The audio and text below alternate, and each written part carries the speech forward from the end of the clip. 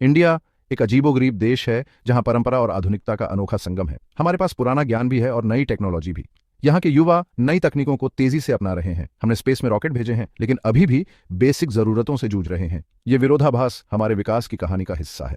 Global tech race में India एक बड़ा खिलाड़ी बनकर उभरा है। हमारे स्टार्टअप्स और इंजीनियर्स दुनिया भर में अपनी पहचान बना रहे हैं, लेकिन हम अभी भी चीन और जापान जैसे देशों से पीछे हैं।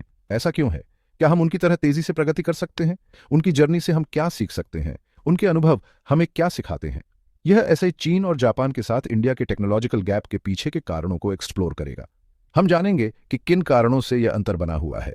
हम हिस्ट्री, सोसाइटी, इकोनॉमिक्स और गवर्नमेंट पॉलिसीज को देखेंगे। इन पहलुओं का हमारे टेक्नोलॉजिकल विकास पर क्या प्रभाव पड़ा है।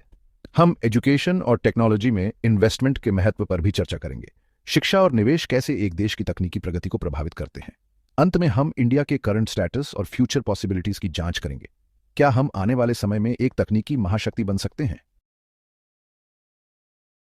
इंडिया का इनोवेशन का इतिहास बहुत पुराना है। सदियों पहले हमारे पूर्वजों ने विज्ञान और तकनीक के क्षेत्र में अद्वितीय योगदान दिया था। प्राचीन गणित से लेकर आयुर्वेद तक हमने विज्ञान और तकनीक में महत्वपूर्ण योगदान दिया है। आर्यभट्ट और चरक जैसे विद्वानों ने अपने समय में अद्वितीय खोजें की। हालांकि सदियों के कॉलोनियल रूल ने हमारी प्रगति को रोक दिया। ब्रिटिश शासन के दौरान हमारे संसाधनों का शोषण हुआ और हमारी रचनात्मकता को दबा दिया गया।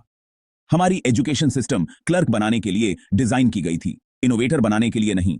इसने हमारी सोच को सीमित कर दिया और नवाचार को हतोत्साहित किया। हमारे उद्योग ब्रिटिश साम्राज्य की जरूरतों को पूरा करने के लिए तैयार थे, न कि हमारे अपने लोगों की। हमारे श्रमिकों का शोषण हुआ और हमारी आर्थिक स्वतंत्रता बाधित हुई। आजादी के बाद इंडिया ने बेसिक इंफ्रास्ट्रक्चर और उद्योगों के निर्माण पर ध्यान केंद्रित किया।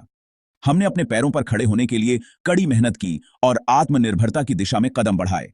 हमने एग्रीकल्चर और मैन्युफैक्चरिंग जैसे क्षेत्रों में प्रगति की। हरित क्रांति और औद्योगिक विकास ने हमारी अर्थव्यवस्था को मजबूत किया, लेकिन विज्ञान और तकनीक में हमारा निवेश सीमित रहा। हमारे पास संसाधनों की कमी थी और वैश्विक प्रतिस्पर्धा का सामना करना कठिन था।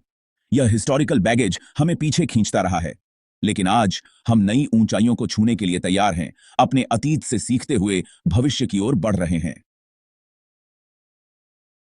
इंडिया के विपरीत चीन और जापान ने अलग रास्ते अपनाए।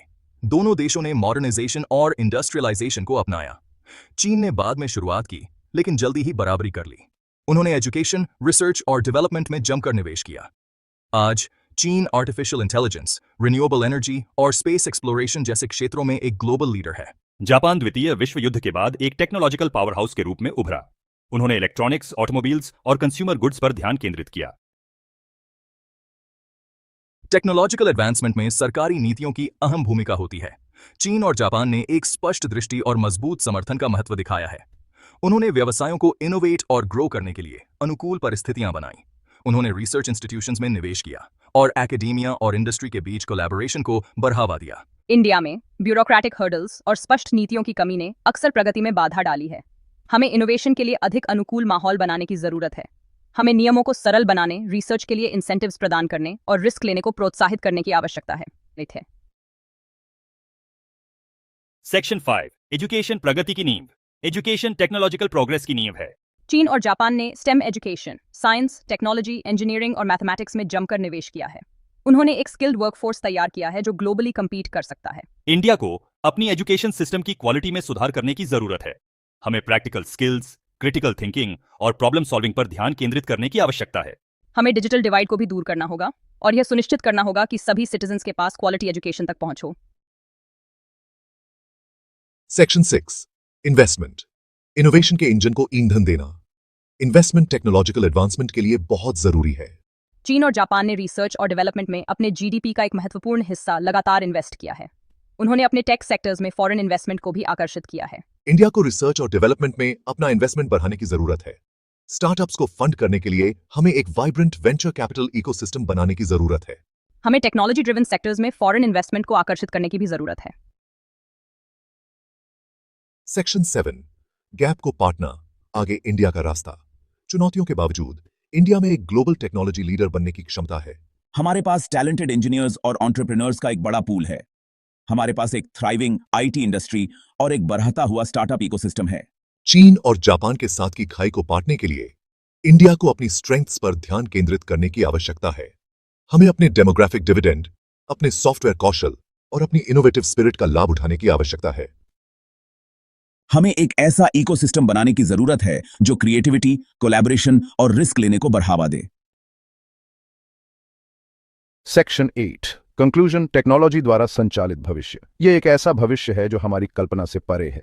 टेक्नोलॉजी हमारी दुनिया को अभूतपूर्व गति से बदल रही है। हर दिन नए आविष्कार और खोजें हो रही हैं जो हमारे जीवन को और भी आसान और बेहतर बना रही है। यह इकोनॉमिक ग्रोथ, सोशल प्रोग्रेस और ग्लोबल कम्पेटिटिवनेस को आगे बढ़ा रही है।